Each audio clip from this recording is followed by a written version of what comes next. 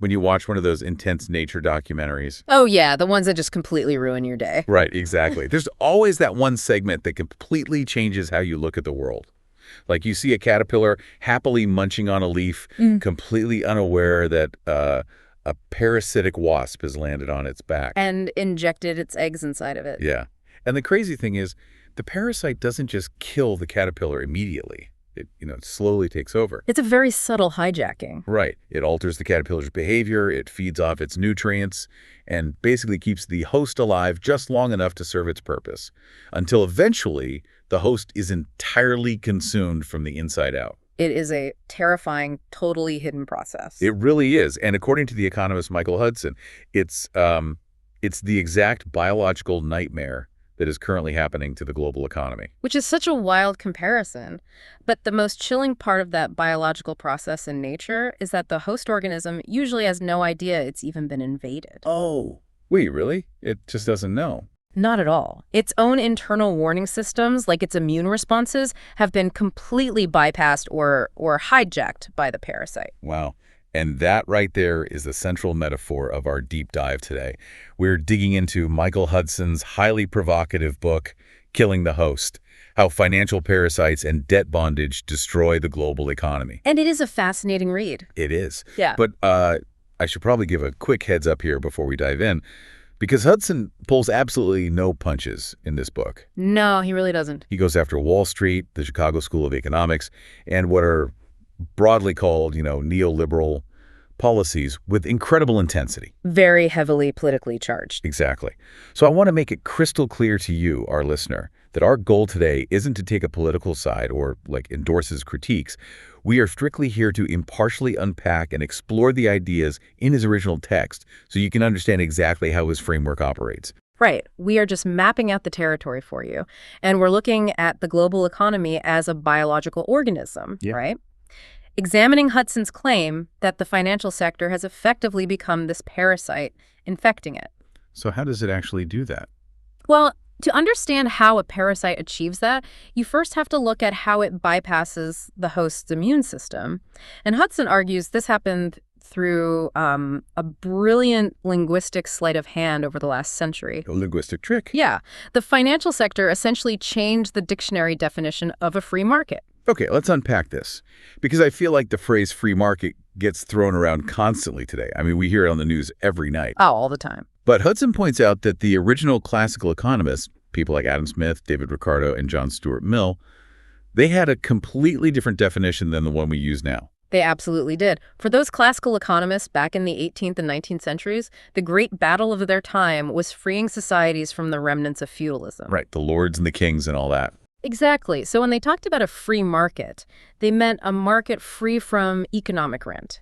And economic rent in this specific context is unearned income. Unearned income, meaning money extracted by landlords simply for owning the land. Yes, or through monopoly price gouging or, by creditors charging interest, basically making money without actually producing any new value or physical goods. Got it. So they get paid for what they own, not what they do. Right. They were looking at a society where landlords and aristocrats collected immense wealth simply by putting up a toll booth on land they inherited, while the actual workers and industrialists were doing all the hard physical labor. Which seems pretty unfair. It was. So the classical ideal was a market where you were only rewarded for actual enterprise and production. They wanted to tax or regulate the rentiers, the extractors, out of existence to free up the productive economy. Okay, but Hudson argues that modern neoliberals completely flipped that definition on its head, right? Completely inverted it, yeah. So to help you visualize this linguistic trick, I was thinking about this analogy. Think about the phrase, a weed-free garden. Okay, I like this. Originally, if I told you I had a weed-free garden, you would naturally assume I meant a garden with absolutely no weeds in it. Right, a garden free of weeds. Exactly. And that was the classical economist's goal, a market completely free of unearned rent. But the modern redefinition changed the meaning entirely. Now, a weed-free garden means a garden where the weeds are completely free to grow wherever they want. Ah, right. Without the gardener ever intervening to stop them. Yes. So neoliberals redefine the free market to mean a market completely free for rent seekers to extract wealth without government regulation or taxation. That is a perfect analogy. And if we connect this to the bigger picture, you can see how this linguistic hijacking changes, well, everything about how our economy operates. Because the weeds are just taking over. Exactly. By convincing society that a free market means deregulating the extractors, basically taking the gardener out of the equation, the fire sector was able to step right into the shoes of the old feudal landed aristocracy. FIRE standing for finance, insurance, and real estate, for those who might not know. Right. They created this system where they could extract massive wealth from the productive economy without actually manufacturing or producing anything tangible themselves. They essentially became the new landlords, collecting rent on money itself. Wow. Okay, so if the FIRE sector effectively rewrote the dictionary to make themselves immune to regulation, you'd think the host's warning bells would be ringing nonstop, right? Like we'd see terrible economic numbers as all this wealth was being drained away. You would think so, yeah. But we didn't.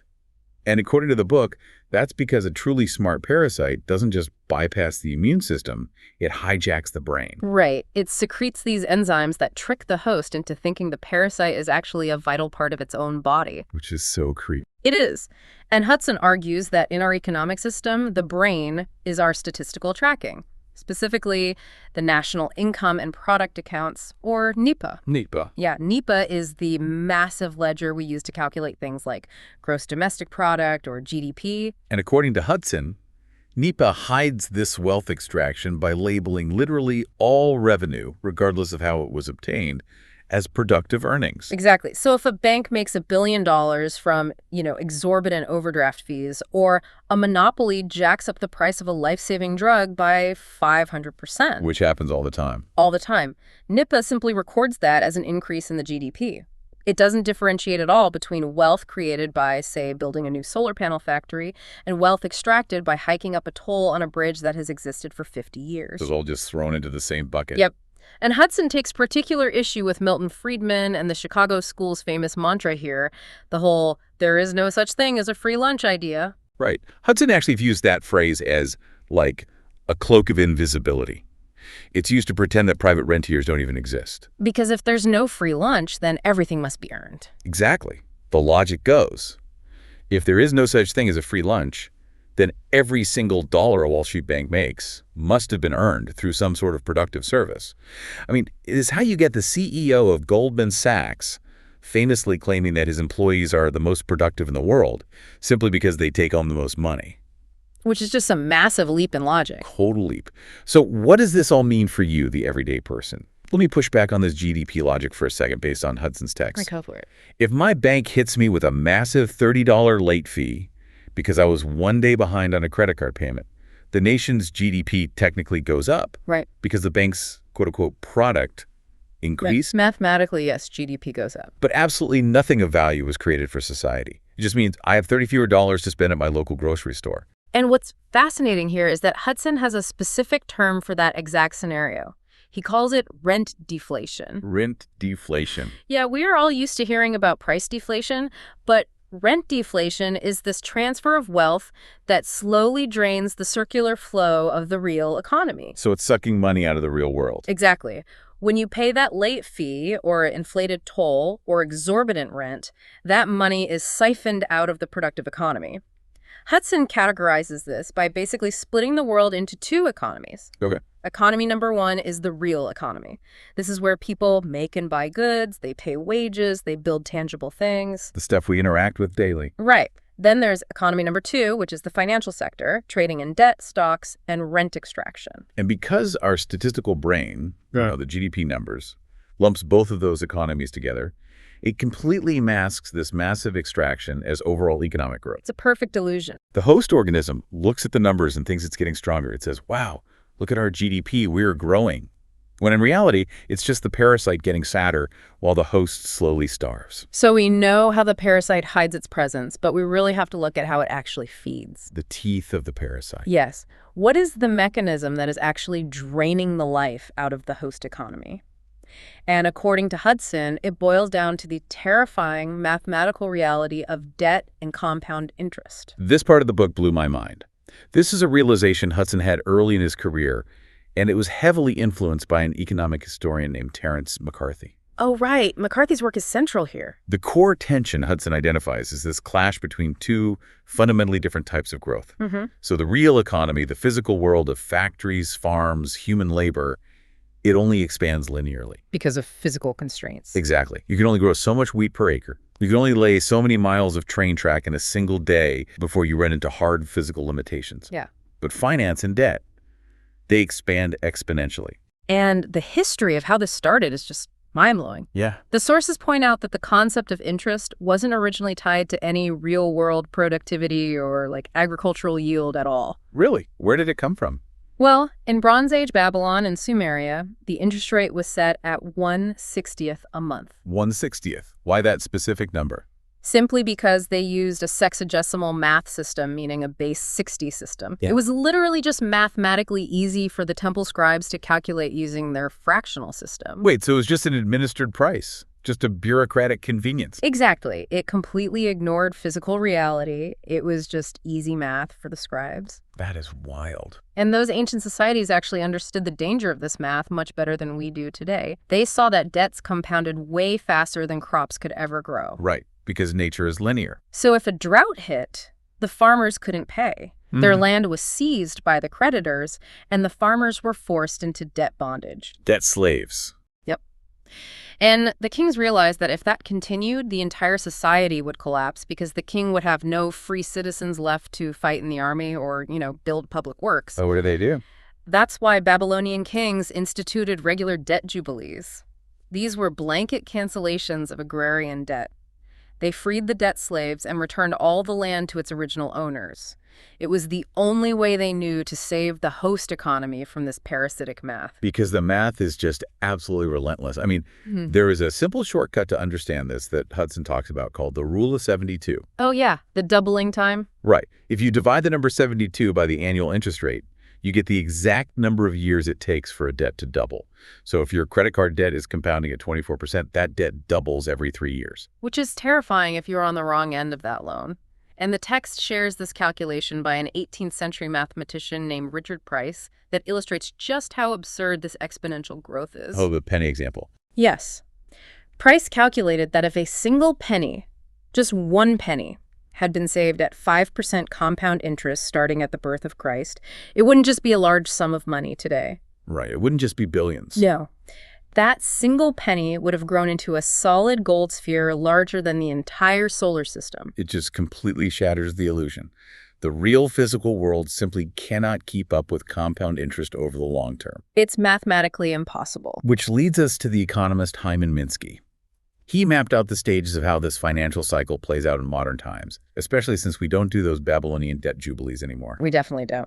And Minsky observed that economies go through very predictable phases as debt compounds. Okay, what are the phases? In the first stage, which he called the hedge stage, borrowers are doing well enough to pay down both the principal and the interest on their loans. It's stable. Sounds normal. But then, in the second stage, the speculative stage, they can only afford to pay the interest. So they are basically treading water, keeping the debt from growing, but never actually reducing the principal. Just barely getting by.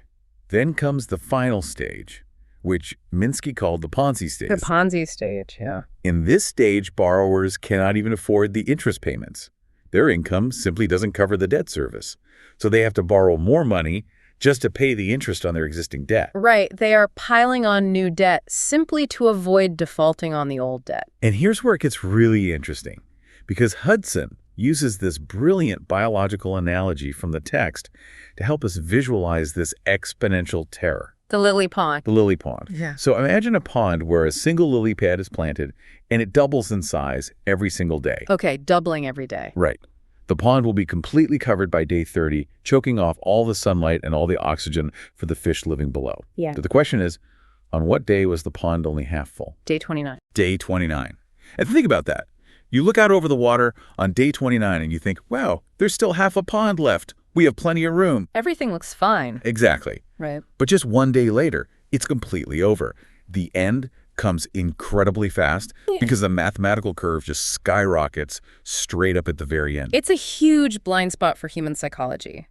And that mathematical reality brings us to Hudson's ultimate, unbending rule of economics.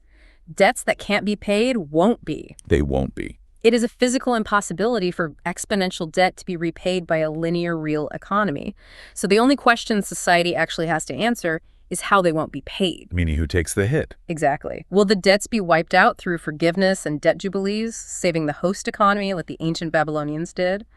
Or will the debtors be wiped out through foreclosures, bankruptcy, and harsh austerity? Which basically transfers all the property to the creditors. Exactly. And historically, and especially today, the financial sector obviously prefers the second option. They want the assets. They want the land, the houses, everything. So we've looked at the theory, the ancient history, and the terrifying math. Let's look at how this parasitic infection affects the actual companies that you, the listener, interact with every single day. Let's talk about the financialization of industry. This is where the rubber meets the road.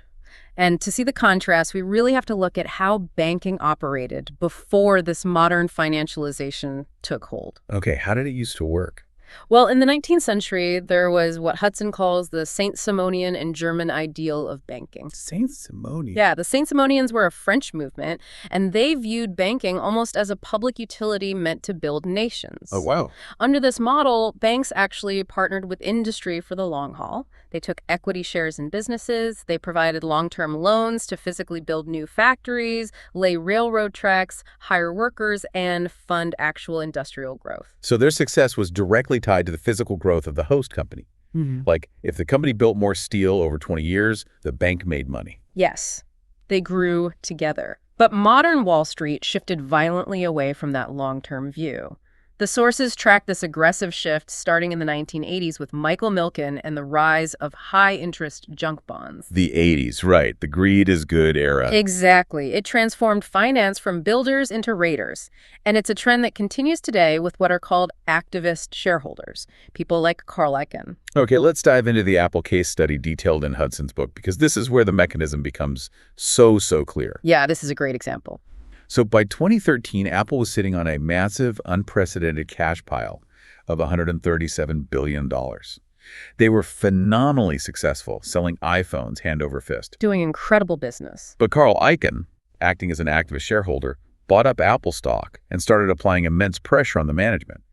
And he didn't want them to use that cash to build new manufacturing plants or invent a revolutionary new product. Oh. He demanded that Apple actually borrow billions of dollars in new debt at low interest rates, simply to buy back their own stock. Which just sounds so counterintuitive. It does. Wait, hold on. I need to stop you there and just play devil's advocate for a second. Go ahead. Because everything we are taught about business says Carl Icahn was right.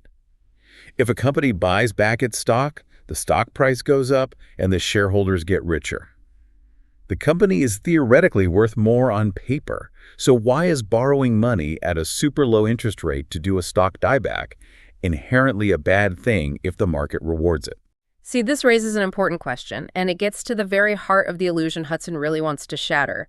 We have to distinguish between industrial engineering and financial engineering. Okay, industrial versus financial. Right. Industrial engineering is inventing a better microchip. It creates new products, it hires new workers, and it builds physical infrastructure. Real world stuff. Yes. Financial engineering, like a stock buyback, does none of that. It is entirely extractive. Let me try to visualize the mechanism of a stock buyback for the listener, just to make sure we're on the same page. Think of a company's total value like an 8-slice pizza. Okay, an 8-slice pizza. If the company uses its cash, or worse, borrows money, to buy back 4 of those slices and simply throws them in the trash, retiring those shares, the remaining 4 slices didn't magically get any bigger. Right, the pizza is the same size. The pizza didn't become more nutritious, the recipe didn't improve. But financial engineering allows executives to claim that because there are fewer slices available on the open market, each remaining slice is now magically worth double the price. That is the perfect way to look at it. The underlying company hasn't improved one bit. When a company borrows money to buy its own stock, the stock price artificially inflates just because there are fewer shares available. It's just a manipulation of supply. Exactly. And the executives, whose bonuses are heavily tied to the stock price, they get massive payouts.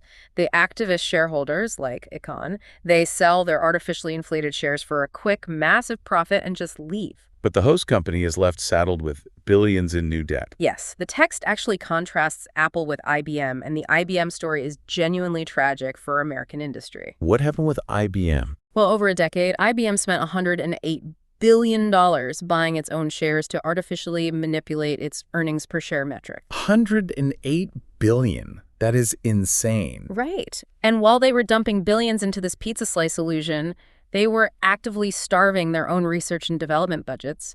It got so bad, they eventually had to sell off their entire personal computer division to Lenovo because they simply hadn't invested in their own future. Wow, so the mechanism really is just a pump and dump scheme disguised as corporate strategy. That's exactly what it is. And when the next economic downturn hits, the debt they took on to fund those buybacks acts as an anchor. The company has to fire workers and slash research just to pay the interest on the debt they took on, merely to enrich the financial speculators. Speculators who have long since cashed out. Exactly. The host is slowly being hollowed out from the inside. It's just staggering when you look at the actual mechanics of it. And that brings us to the ultimate takeaway for you, our listener. Going through Hudson's framework fundamentally changes how you will read the news from now on. It's a total paradigm shift. It really is. The next time you turn on the TV and hear a pundit cheering about a booming stock market or a rising GDP or a massive corporate stock buyback, you're going to ask a very different question. You will ask, is this actual wealth creation happening in economy number one? The real economy where things are physically built. Or is it just the financial parasite in economy number two extracting more unearned rent? You really start to see the difference between wealth that is built and wealth that is merely extracted by leveraging debt, which leaves us with one final lingering thought to chew on. And it's a big one. Yeah. We started this deep dive with the biological metaphor of the parasitic wasp and the caterpillar. In nature, a parasite has to be incredibly careful. If a parasite is too greedy and drains the host too fast, the host dies. Right. And when the host dies, the parasite dies with it because it's just consumed its only food source. That is the ultimate evolutionary check on parasitism. Right. So taking Hudson's framework one step further for you to ponder on your own. If the financial sector successfully financializes the entire global economy, if they turn every ounce of industrial profit, every home, and all human labor into endless debt service until the host economy eventually collapses under the mathematical weight of compound interest. Yeah. What exactly does the financial parasite plan to feed on next? Is it blindly engineering its own extinction? It is a profound and unsettling question to consider. It really is. Well, keep asking the hard questions, and thank you for joining us on this deep dive into the hidden gears of the global economy. See you next time.